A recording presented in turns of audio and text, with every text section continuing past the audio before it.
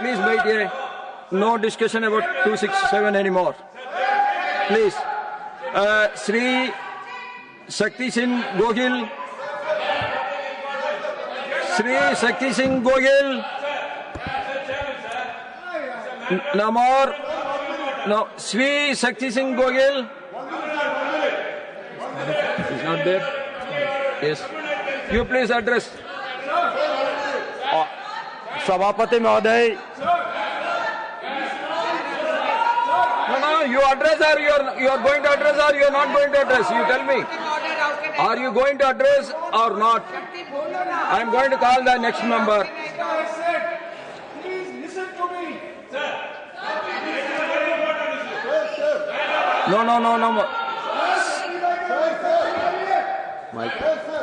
Are you going to? yes, are yes. you going to take Sir, or not? You address to me, na.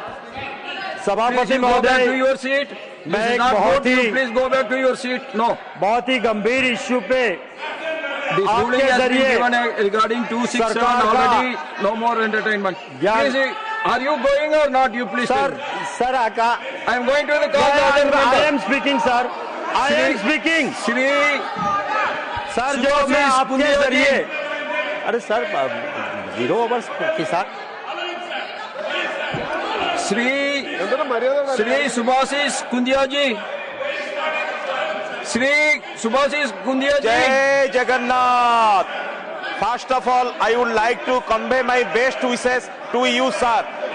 Thank you for giving me the opportunity to draw your kind attention to provide a special darshan for local people of Puri, sir. Sir, Puri is not just a city. It is an international tourist and pilgrimage hub and the living presence of Mahaprabhu Sri Jagannath. The Jagannath Temple Heritage Corridor was built only because the local residents of Puri made immense sacrifices, losing land, Nothing will go on and record infrastructures, except the members. yet standing firmly who behind on the this, project with devotion except and members' discipline.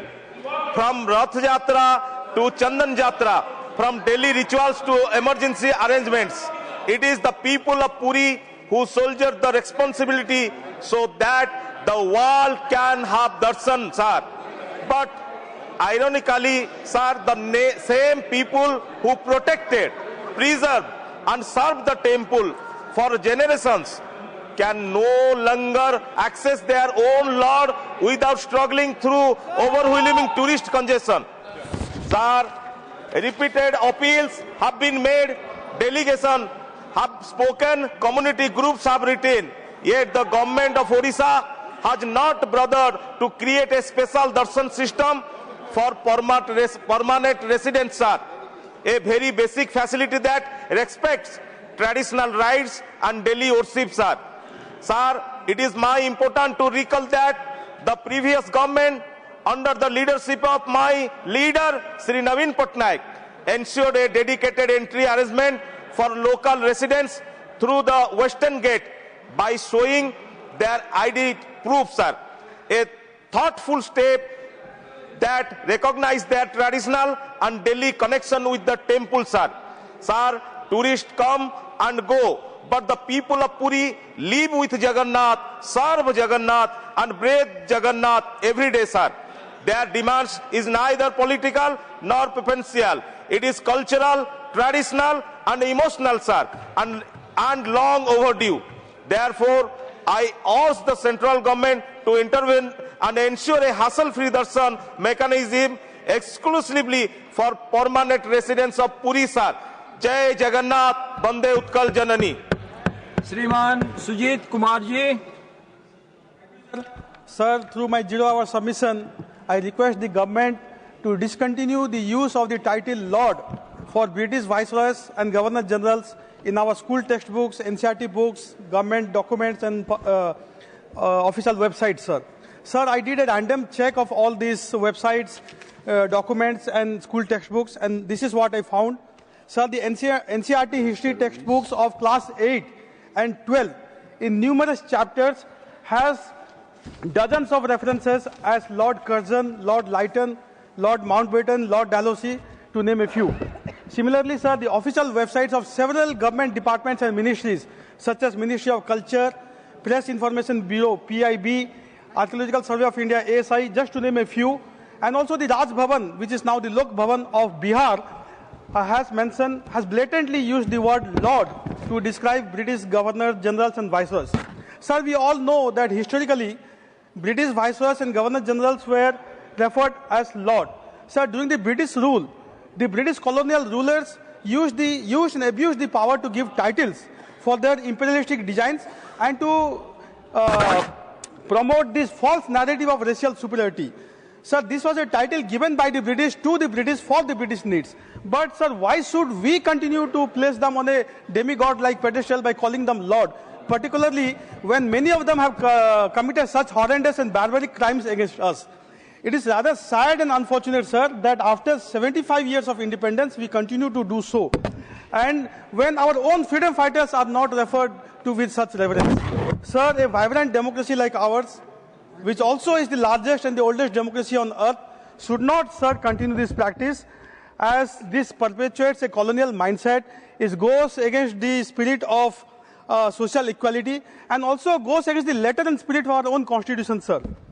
Sir, when our Prime Minister renamed Rajpath, the ceremonial boulevard in New Delhi, as Kartavya Path, it was not just a ceremonial, a symbolic move, sir. This change reflects a shift from the colonial attitude to a more duty-oriented name. It reflects a shift away from the colonial symbols and towards civic responsibility, towards our national pride. In fact, sir, on the 76th anniversary of our independence, from the ramparts of the Red Fort, our dear Prime Minister, he emphasized the Panch Pran for the next 25 years, which we call the Amrit Kal. And the vision of the second Pran Shakti is to liberate ourselves from the Gulami attitude and eliminate all remnants of slavery. And I quote him, sir, "In no part of our existence, not even in the deepest corners of our mind or habits, should there be any ounce of slavery. It should be nipped there itself. We have to liberate ourselves from the slavery mindset, which is visible in innumerable things within and around us." Shri Prakashik Baraik. बैठिए प्रकाशिक बराइक। धन्यवाद chairman sir. आज मैं विशेष मुद्दा जो मेरा क्षेत्र एवं मेरा जिला का है, इसको उठाने के लिए मैं यहाँ खड़ा हूँ, मेरा party all India Trinamool Congress की ओर से।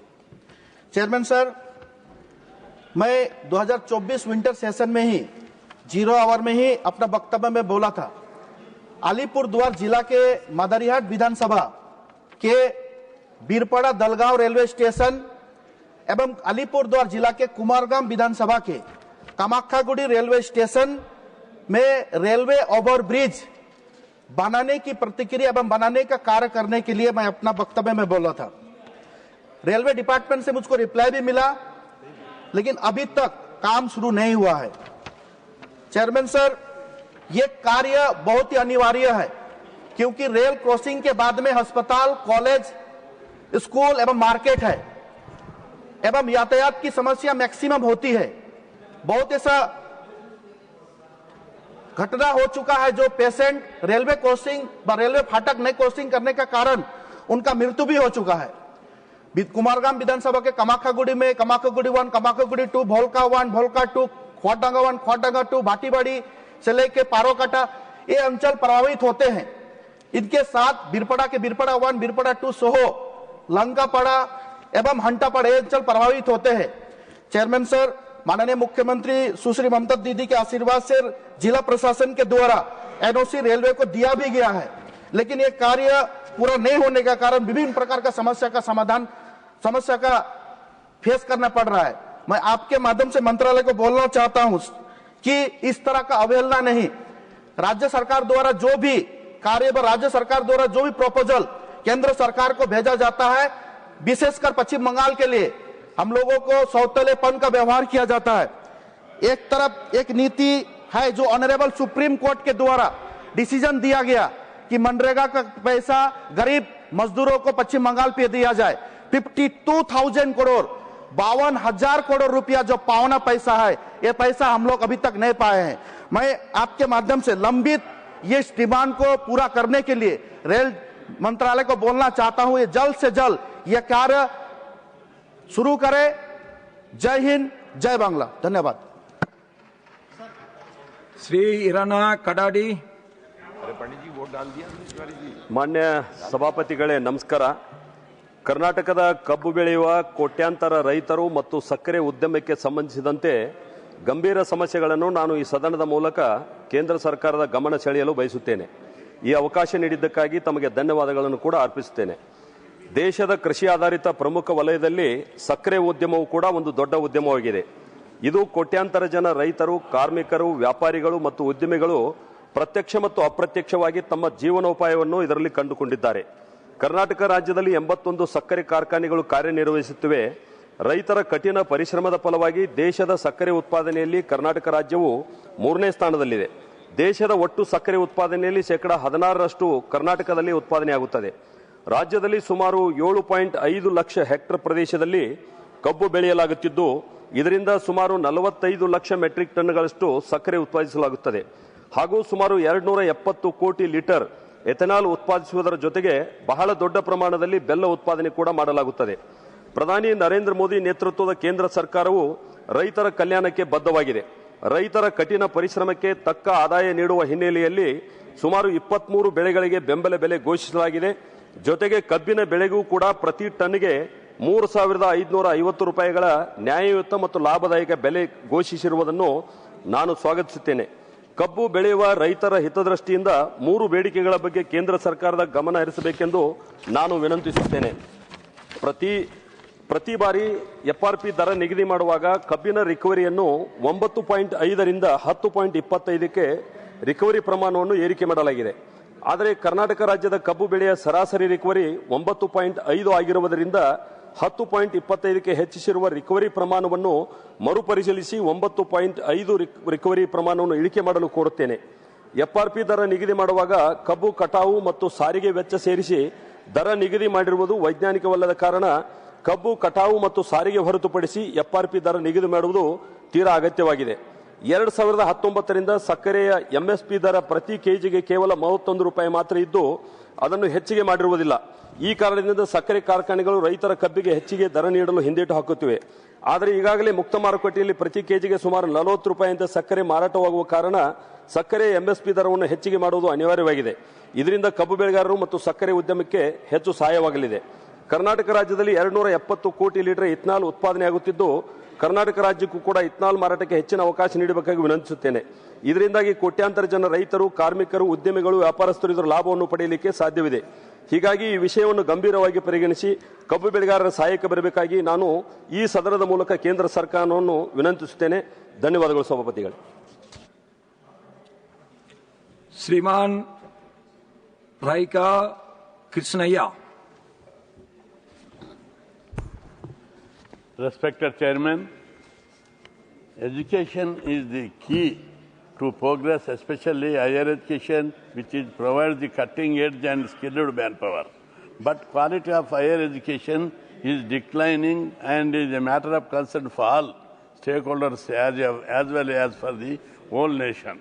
The students who complete the UG and PG courses have very low job opportunities.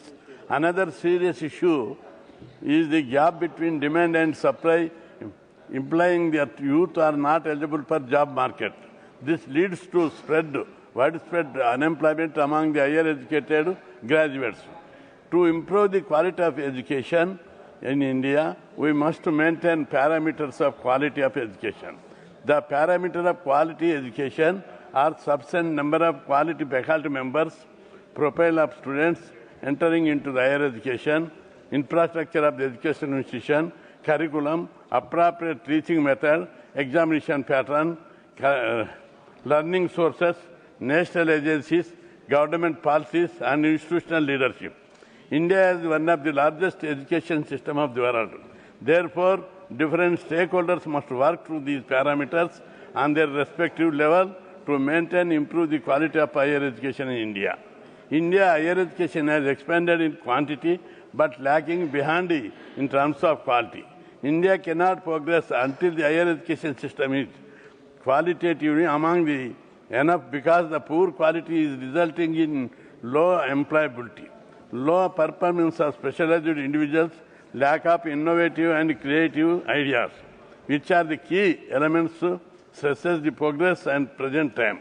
In all, there is need to enlarge the adaptive capacity, quality of higher education system so that more responsive to the changing world of the work and meet the diverse needs of the economy, both domestic and global. For that purpose, diversification of Indian higher education and training system has to be pursued in goal.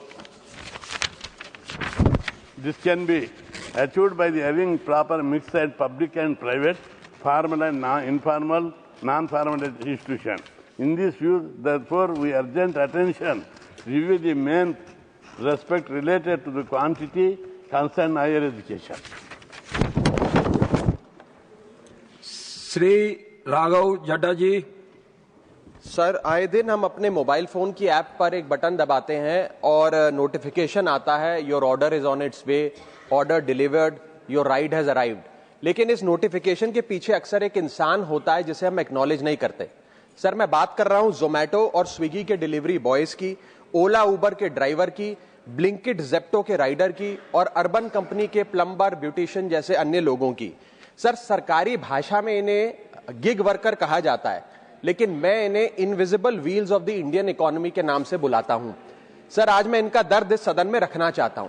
Quick commerce और Insta commerce ने हम सबकी जिंदगी बदल दी है, लेकिन इस super fast delivery के पीछे एक साइलेंट वर्कफोर्स है जो हर मौसम में काम करती है, अपनी जिंदगी दांव पे लगाकर आपका ऑर्डर आपके घर तक पहुंचाती है। और इस साइलेंट वर्कफोर्स की छाती पे चढ़ के आज ये तमाम बड़ी ई कॉमर्स और इंस्टा डिलीवरी एप्स और कंपनीज $1 बिलियन की वैल्यूएशंस हासिल कर चुकी हैं, यूनिकॉर्न्स बन चुकी हैं। लेकिन इन गिग वर्कर्स की हालत आज भी एक दिहाड़ी मजदूर से भी बदतर है। सर, इनकी कुछ चीजें, कुछ दर्द मैं आपके समक्ष रखना चाहूंगा और चाहूंगा सरकार तक पहुंचे। पहला है स्पीड और डिलीवरी टाइम का जुल्म। आजकल सर एक 10 मिनट की डिलीवरी का खतरनाक ट्रेंड चल रहा है। डिलीवरी टाइम के प्रेशर के चलते लाल बत्ती पे खड़ा एक डिलीवरी बॉय यही सोचता रहता है कि लेट हुआ तो रेटिंग गिर जाएगी, इंसेंटिव कट जाएगा, ऐप लॉग आउट कर देगी या आईडी ब्लॉक कर देगी। इसीलिए 10 मिनट की डिलीवरी के लिए वो ओवर स्पीडिंग करता है, लाल बत्ती जंप करता है और अपनी जान को जोखिम में डालता है। दूसरा दर्द है सर कस्टमर का गुस्सा। कस्टमर का हैरेसमेंट का भी एक परमानेंट डर इनके मन में होता है। जैसे ही ऑर्डर 5 से 7 मिनट लेट होता है, देखा जाता है कि कस्टमर फोन करके पहले तो डांटता है, फिर जब ऑर्डर डिलीवर करने आता है तो उसे धमकाता है कि मैं तेरी कंप्लेंट कर दूंगा, और उसके बाद 1 स्टार की रेटिंग देकर उसके पूरे महीने का परफॉर्मेंस और बजट बिगाड़ देता है। Third problem that they face sir is the dangerous working conditions, जिसमें कमाई कम और बीमारी ज्यादा है। 12 से 14 घंटे की डेली की शिफ्ट करते हुए, चाहे धूप हो, गर्मी हो, ठंड हो, सर्दी हो, जो मर्जी मौसम हो, फॉग हो, पोल्यूशन हो, ट्रैफिक हो, ये लोग बिना किसी प्रोटेक्टिव गियर के, बिना स्पेशल बोनस के, बिना हजार्डर अलाउंस के काम करते रहते हैं। और सर, इनकी स्थिति तो फैक्ट्री में काम कर रहे एक कर्मचारी से भी बदतर है, क्योंकि ना इन्हें परमानेंट एम्प्लॉयमेंट मिलती है, ना ह्यूमेन वर्किंग कंडीशंस होती है, ना हेल्थ एक्सीडेंट इंश्योरेंस मिलती है। फिर भी सर ये अपना दर्द छुपाकर, अपनी जॉब इनसिक्योरिटी और होपलेसनेस छुपाकर जब आपको आपका ऑर्डर डिलीवर करते हैं तो मुस्कुराकर कहते हैं कि सर थैंक यू, मुझे 5 स्टार रेटिंग दे दीजिएगा। सर, मैं बताना चाहता हूं कि ये लोग रोबोट नहीं है, ये भी किसी के पिता हैं, पति हैं, भाई हैं, बेटे हैं। इनके बारे में सदन को सोचना चाहिए और ये 10 मिनट की डिलीवरी का जो जुल्म है इसे समाप्त करना चाहिए। अगर हम उम्मीद लगा सकते हैं कि 10 मिनट में हमारा खाना हमारे तक पहुंचे, ये भी उम्मीद लगा सकते हैं कि सदन में बैठे सदस्य इनके बारे में सोचें। और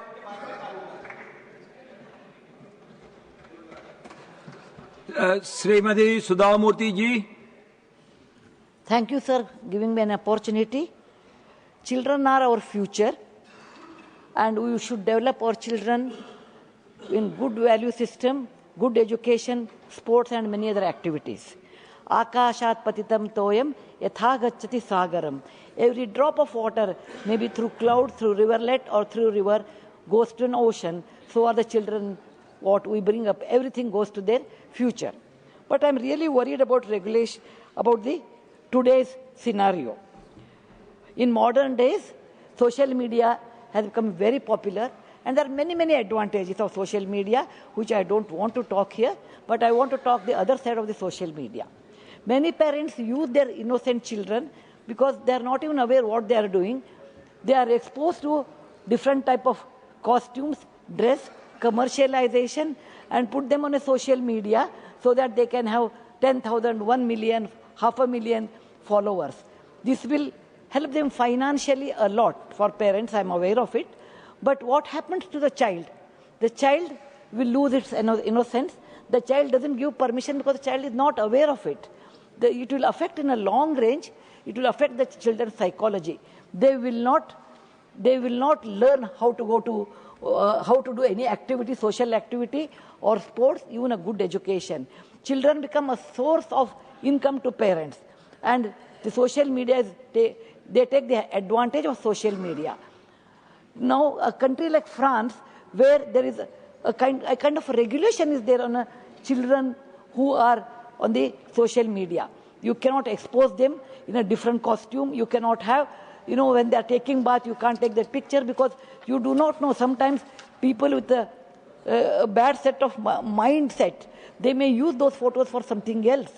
And again, children, you should not bring them up only because they give money or their source of income. We are causing their blockage in their future. So I am requesting, social media is like a knife, I consider, sir. You can cut a fruit or you can kill a person. Use social media for betterment, but not using your children, the children influencer, mother influencer, and you can open it in social media. There are so many influencers without any regulation. I am requesting the government of India, and particularly in social media, to keep a regulation on this. For example, our government has done a fantastic work in regulating in the advertisement, children working or acting in film, all those things they have taken care and there are strict laws implemented. Whereas when it comes to social media, it is not done. And this is going to cause a great problem in future for our children, and it should be told to their parents also. There should be a restriction. There should be a way to use. Certain methodologies should not be used. Children cannot use certain kind of dress and dance or certain kind of dress, for the advertisement, because this is not the way how we can bring up next generation of our children. Thank you very much, sir, giving me an opportunity to talk on this subject, regulating the chat. Samik Bhattacharya. Thank you, sir.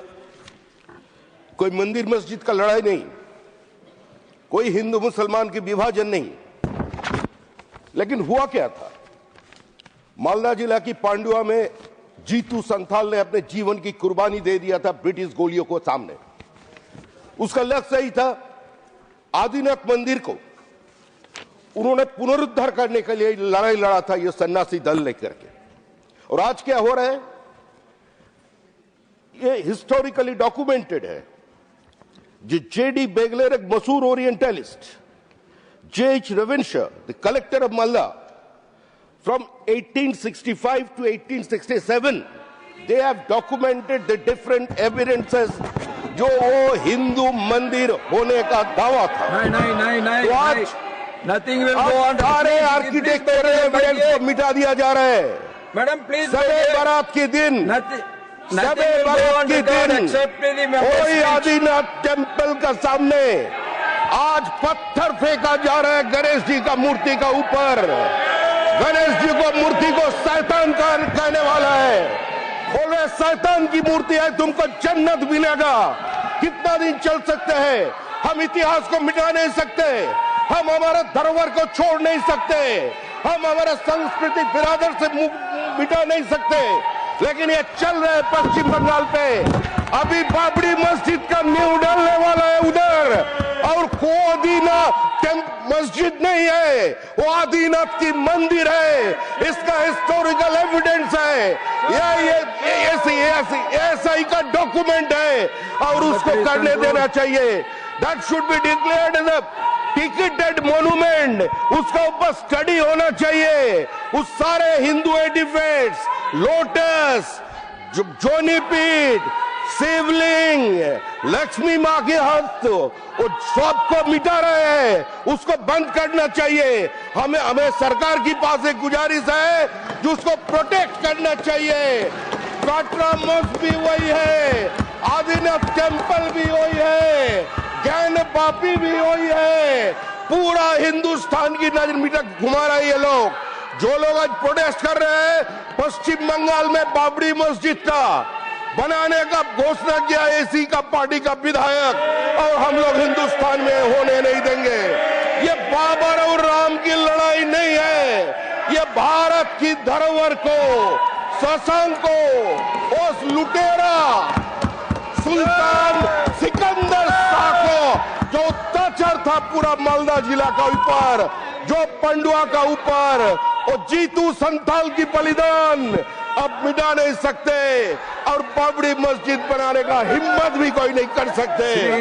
जो होना था Anil Sukhdevrao Bonde, doctor Anil Sukhdevrao Bonde.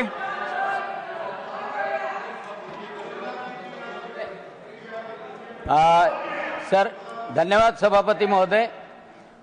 Indian medical parliamentary forum ने एक stroke conference Delhi में ली थी, उसमें सभी neuro physician को बुलाया था।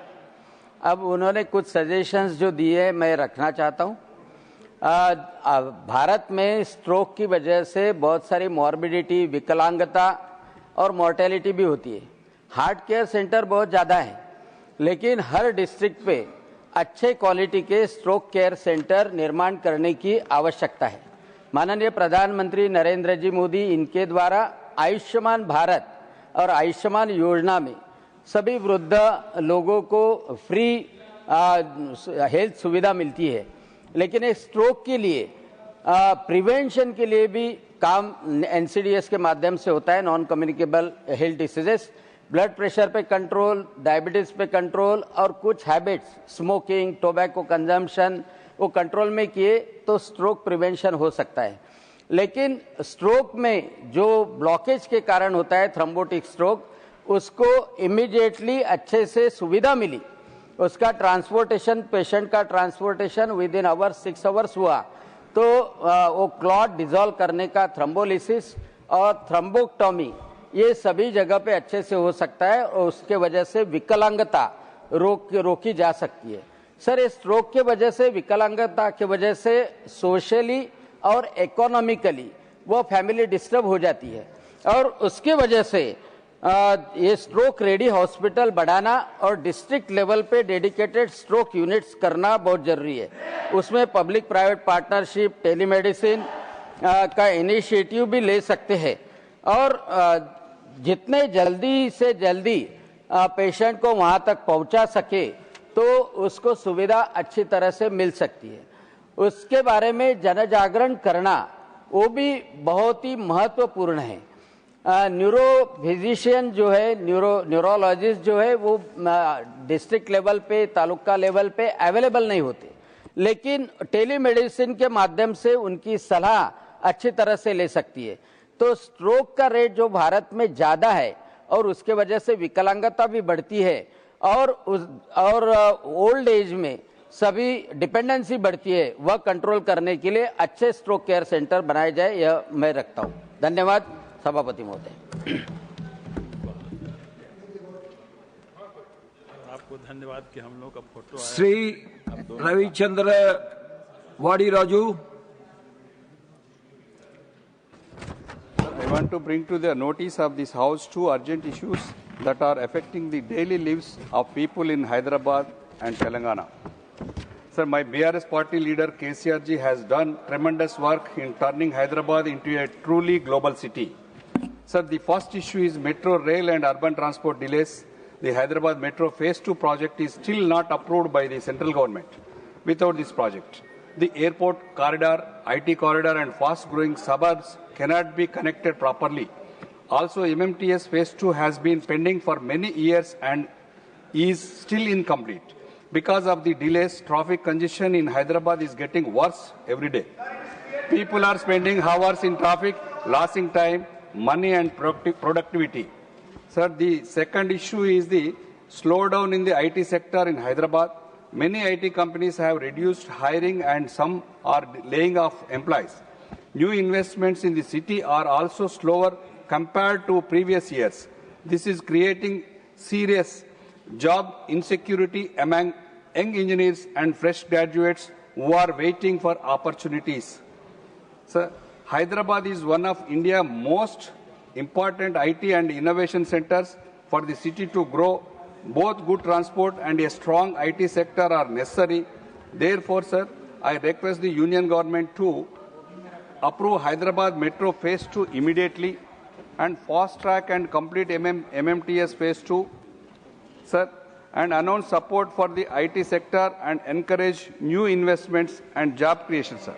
Sir, these issues affect lakhs of people and need urgent attention, sir. This is Hyderabad city developed by KTR IT minister also, in 10 years, very developed under the truly global city, sir. Thank you, sir. This is a lack of people, development, urgent need and attention, sir. Thank you. Shri Mahendra पट जी। माननीय सभापति महोदय, मैं आपका आभारी हूं कि आपने एक महत्वपूर्ण विषय पर बात रखने का अवसर मुझे प्रदान किया। उत्तराखंड में वन्य जीवों द्वारा अत्यधिक मानव क्षति के संदर्भ में मेरा विषय है। माननीय सभापति महोदय, मैं आपके माध्यम से सरकार का ध्यान उत्तराखंड में वन्य जीवों विशेषकर गुलदार, बाघ, भालू के अत्यधिक हमलों से हो रही मानव क्षति की ओर आकर्षित करना चाहता हूं। महोदय, इस वर्ष उत्तराखंड में वन्य जीवों के हमले लगातार बढ़ते जा रहे हैं। अभी तक प्राप्त आंकड़ों के अनुसार इस वर्ष वन्य जीवों में विशेषकर गुलदार, बाघ तथा भालू के हमलों से 24 लोगों की मौत हो चुकी है। कल ही पौड़ी के नागदेव रेंज के गजान गांव में एक व्यक्ति को गुलदार ने मार दिया। नौकड़ा ब्लॉक के सिरीकोट गांव में 12 सितंबर को 4 साल की मासूम रिया को गुलदार ने घर से उठाकर मारा। पौड़ी के ही पोखड़ा ब्लॉक में 13 नवंबर को 62 वर्षीय रानी देवी को गुलदार ने मारा। खिरसू ब्लॉक में 20 नवंबर को कोटी गांव की गिन्नी देवी को गुलदार ने मारा। उत्तरकाशी के ओंगी गांव में 27 अक्टूबर भालू के हमले से विनीता राणा की मृत्यु हुई। भटवाड़ी ब्लॉक के हिनी गांव में अंबिका देवी 7 नवंबर को भालू के द्वारा उसको मारा गया। चमोली के नंदानगर की 60 वर्षीय बसंत देवी को भालू ने हमले से मारा है। महोदय, 150 से ज्यादा लोग इनके हमले से गंभीर घायल हुए हैं। उत्तराखंड राज्य के निर्माण से लेकर आज तक इन हमलों की संख्या 1264 से अधिक हो चुकी है, जिनमें मृत्यु हुई है तथा 6519 से अधिक लोग घायल हुए हैं। इस प्रकार की घटनाओं से संपूर्ण उत्तराखंड के क्षेत्र में अत्यधिक भय का माहौल बना हुआ है।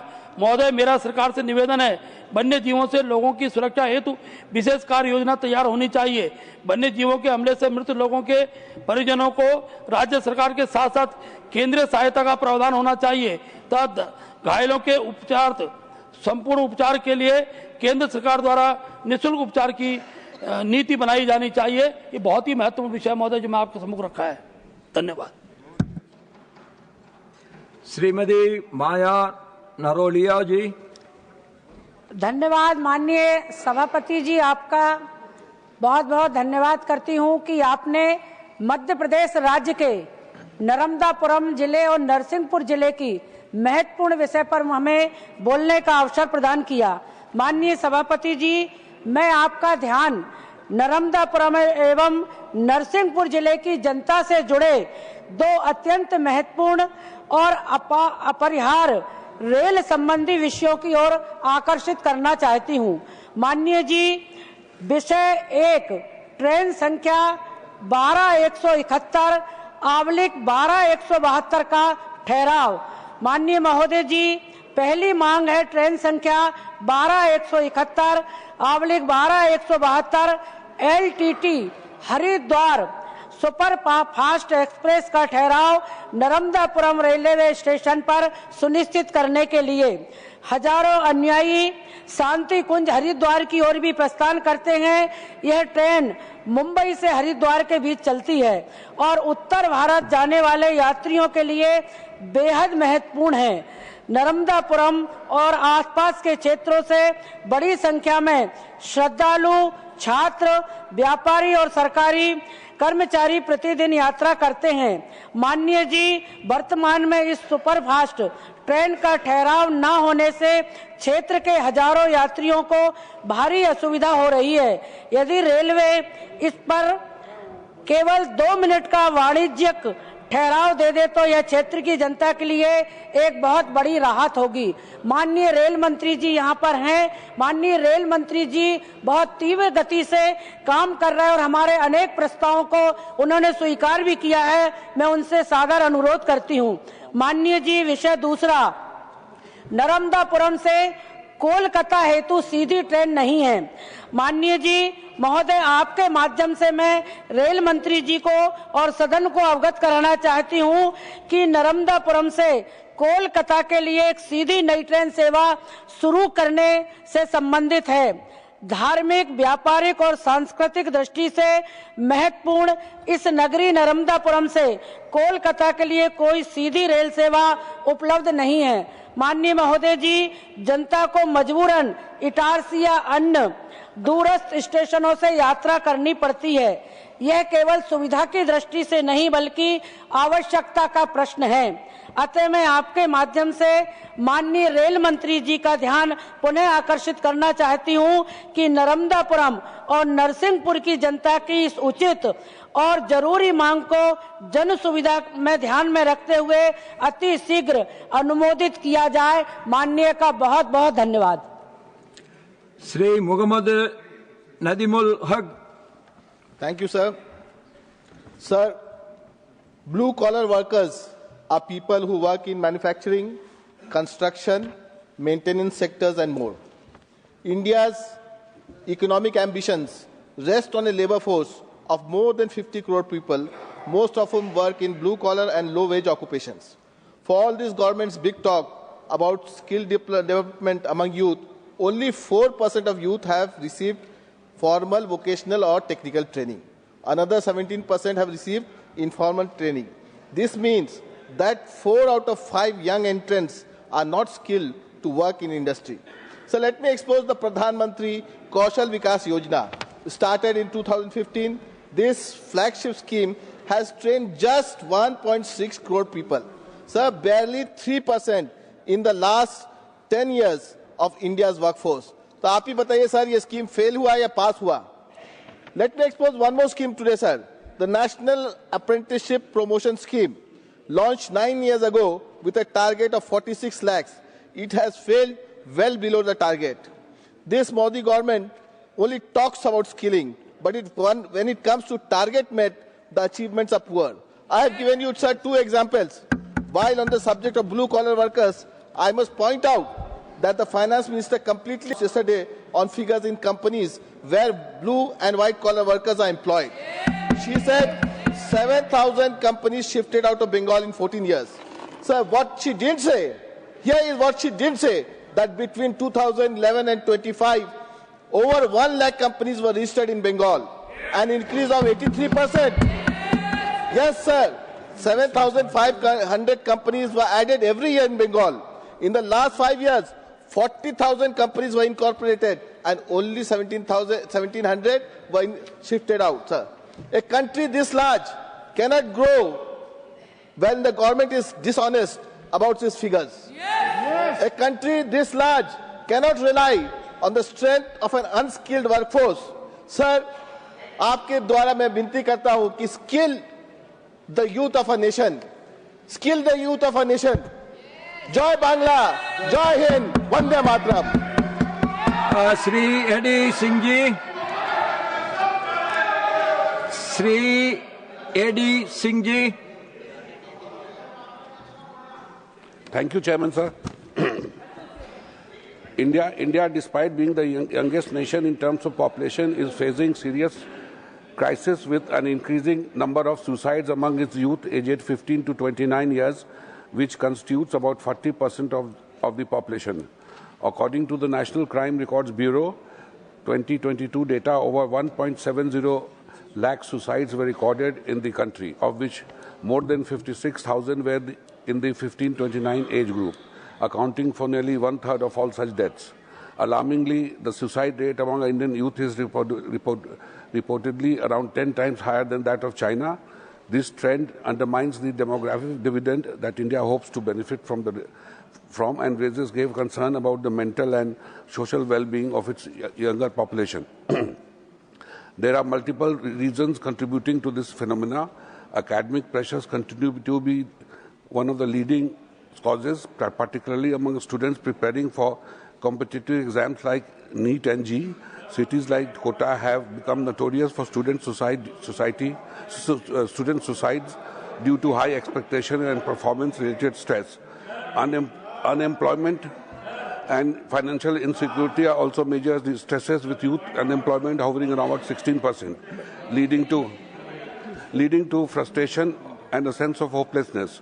Mental health disorders and as depression and anxiety are increasingly prevalent, yet the country lacks adequate infrastructure and professionals to address these problems. Such social stigma further deters many from seeking help. Relationships issues, family disputes, pressure from social media and social isolation contribute significantly to the rising suicide rates.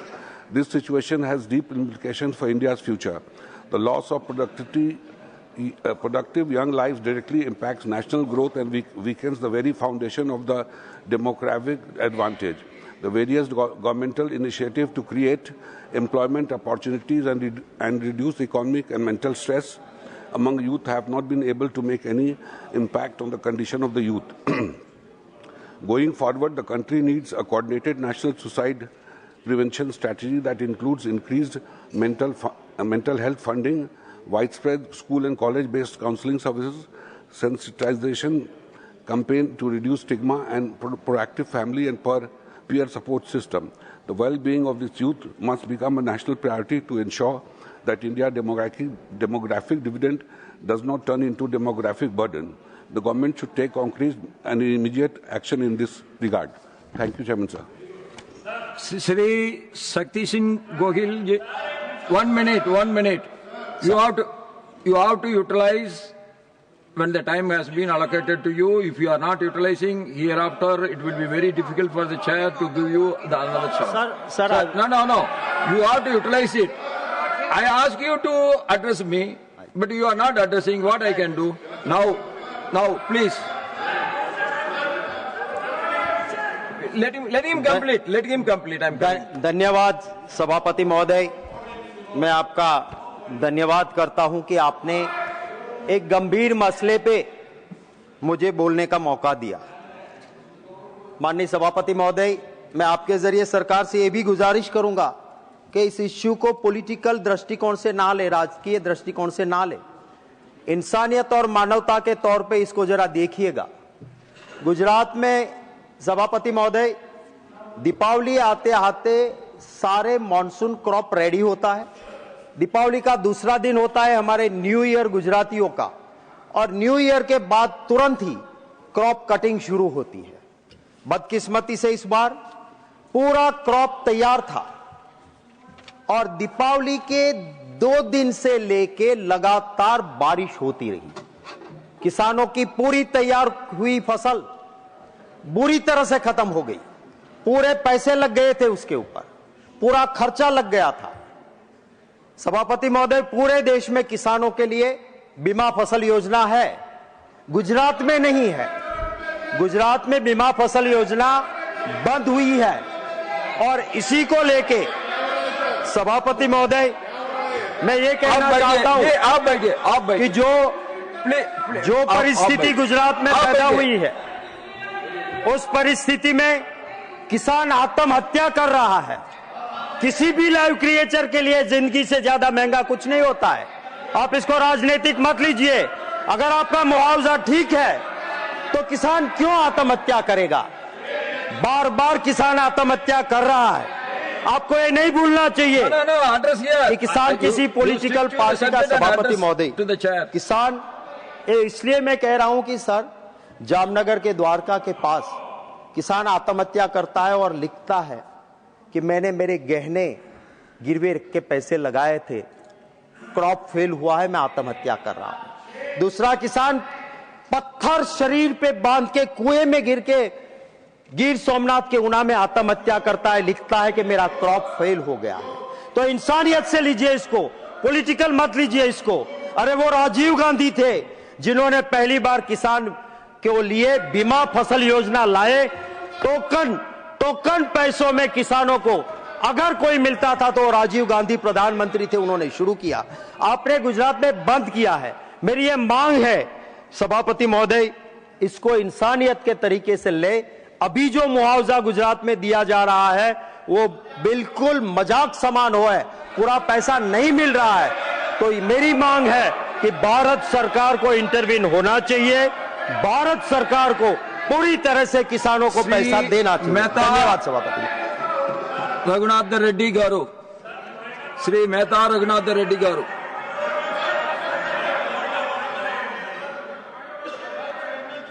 What is the point of order? What is the point of order? 61.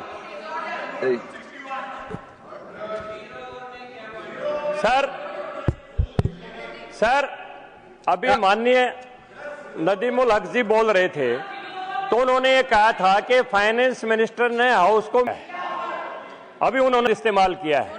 उन्होंने सारी बात paper के ऊपर authenticate करके अपनी बातें कही है सदन के सामने। जो कुछ से माननीय नदीमुल हक जी कह रहे हैं, जो क्लेम कर रहे हैं, ये भी अपनी बात को ऑथेंटिकेट करें पेपर के माध्यम से और इन मानहानि शब्द को ये ऐसे निकालें। We will examine it. We will examine it. We will examine it. If anything is wrong, that will be corrected. Sri Mehta Raghunath Reddy Garu.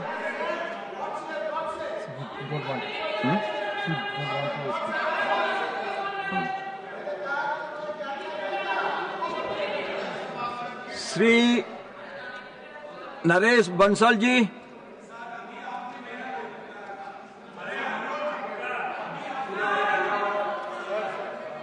Subject इसमें था नहीं ना लिस्ट में। Demand for preservation and modernisation of India's classical knowledge and Sanskrit language mention है ना, यही आया। Just minute.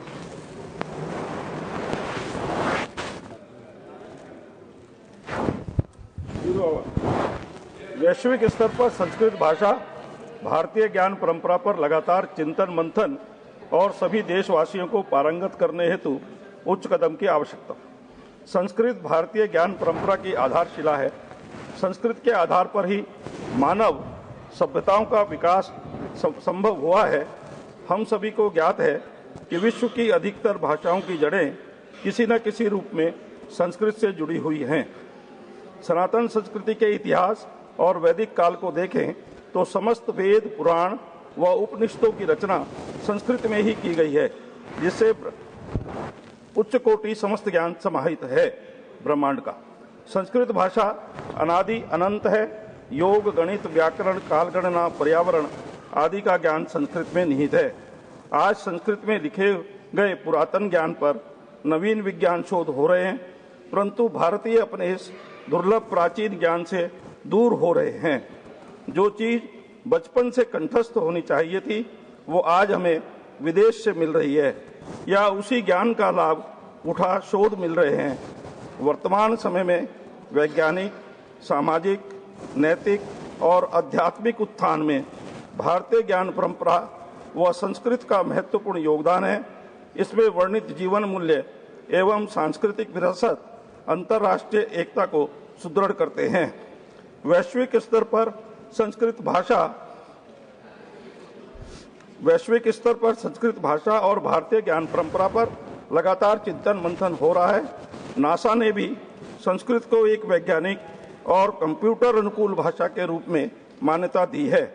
यहाँ तक कि Einstein, Max Muller, Nikola Tesla और जोहान्स केपलर जैसे विदेशी विचारकों ने भी संस्कृत को एक वैज्ञानिक भाषा के रूप में स्वीकार किया है। संस्कृत सरल और आनंददायक है। इसे अलग थलग करने के लिए एवं आख्यान गढ़ा गया, लेकिन भारत की संस्कृति संस्कृत से संरक्षित है।